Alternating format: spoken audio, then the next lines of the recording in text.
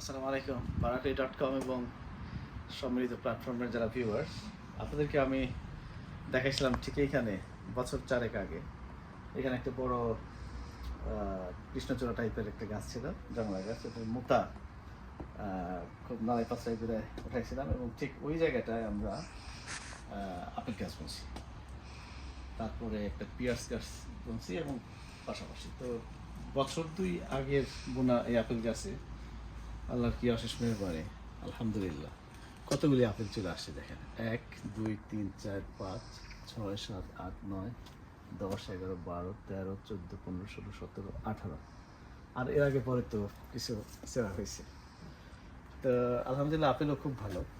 আজকে আমরা একটা আপেল সিরাই ফেলাই। এটা তো একটু কাজ করলে, একটু কষ্ট করলে আসলে নিজের গাছের ফল নিজেই খাওয়া সম্ভব।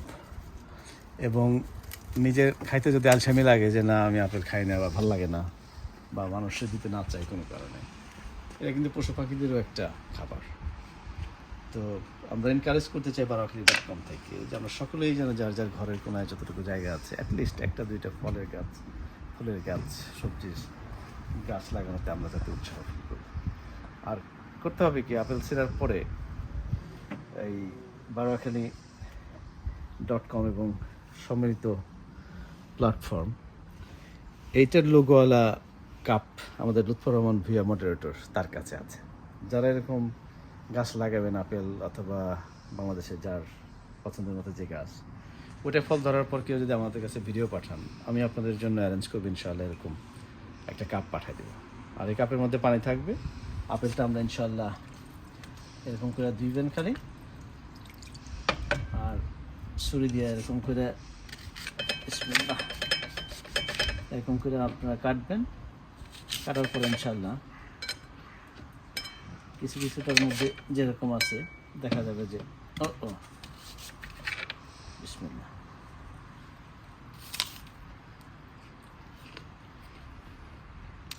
আলহামদুলিল্লাহ খুবই বেস্ট এবং ফ্রেশ।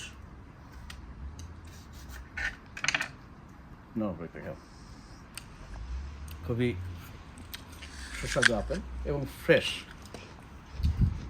তো প্রতি বছর একটা ফ্যামিলির জন্য কিন্তু যতগুলো ফ্রুটস দরকার ফ্যামিলি এবং ফ্রেন্ডদের জন্য মোর দেন এনাফ একটা গাছ।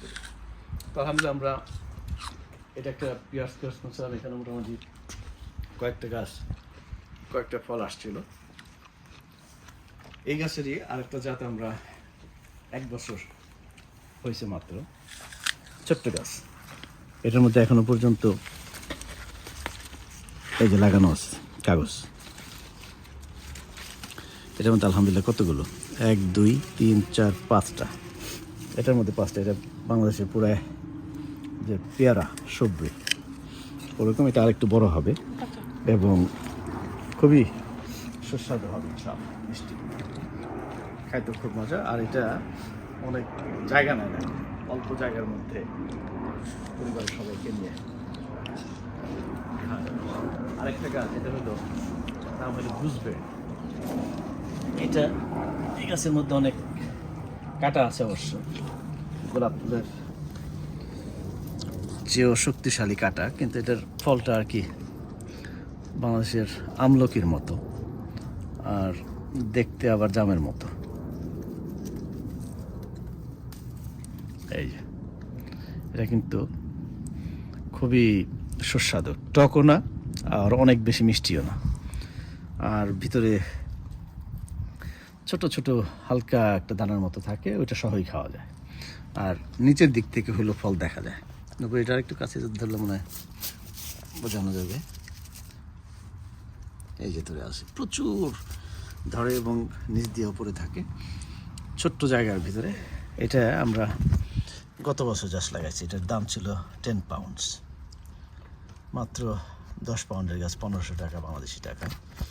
এরকম একটা গাছ ভিটামিন সি এর যোগান দিত। আর আনফর্চুনেটলি এটা প্লাম গাছ, এটার মনে হয় কিছু একটা আয়দার পোকার কারণে হতে পারে, অথবা এটা একটু কাঁথায় পড়ে গেছে, এই কারণে হয়তো শুকায় গেছে। তাহলে হলে হইতেও পারে, সম্ভাবনা কম।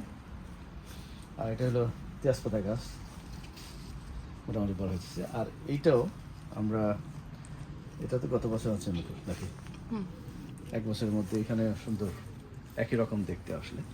আবার এটার মধ্যে দেখেন কতগুলো হচ্ছে, এখানে 3টে আছে, তো মোটামুটি 4টা আছে, আর কয়েকটা আসছিল পড়ে গেছে আর কি। আশা করা যায় ভালো হবে ইনশাআল্লাহ। আর এই পাশে আমরা একটা প্লাম গাছ দিছি। কত সুন্দর বড়ুর ফুল, বড়ই যেরকম ভাব অনেকটা এরকম। এটা আরেকটু বড় হবে এবং পাকবে, মানে পাকার সময় হয়ে গেছে আর কি, খুবই সুস্বাদু হবে আশা করা যায় ইনশাআল্লাহ। এবারে প্রথম আর কি এই পরিমাণ আসছে, গাছ আরেকটু ঝাপড়াবে, কিন্তু প্রচুর ফল।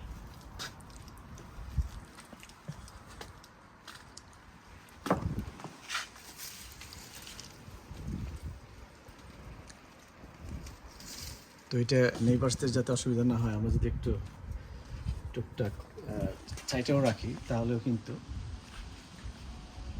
ফ্যামিলির প্রয়োজনে যতটুকু দরকার না হবে।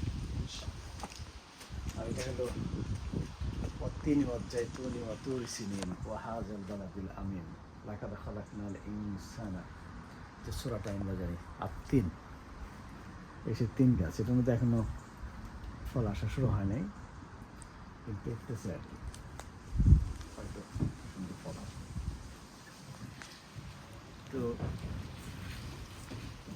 এই পাশে সর্বশেষ গাছটা, তো এটার নাম হলো, এটা তো শেষ হয়ে গেছে আর কি এবারের জন্য। এটা একটা ব্ল্যাক কারেন্ট গাছ, এটা খাইতে বেশি আসলে সুস্বাদু না, একটু ইয়ে হয়। ব্ল্যাক কারেন্টের ছবি মনে হয় আছে এখানে,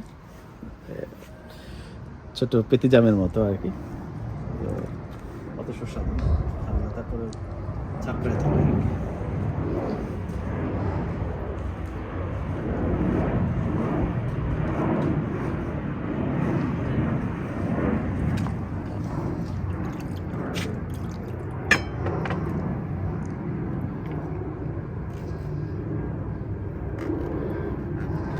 এটা হলো ভিতরে আবার একটু বড়ের দানার চেয়েও মনে হয় একটু বড়। এই যে। তবে এটা খুবই বিসমিল্লাহ।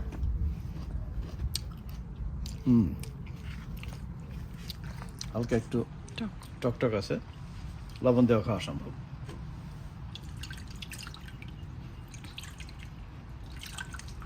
তো এই পর্যন্তই থাকলো বারাকলি.com এবং সমৃদ্ধ প্ল্যাটফর্ম থেকে আমাদের এই অনুরোধটা যদি রাখা সম্ভব হয়, আপনারা যারা গাছ লাগানোর অভ্যাস যাদের আছে অথবা যাদের নাই, যারা শুরু করবেন, কাইন্ডলি আপনার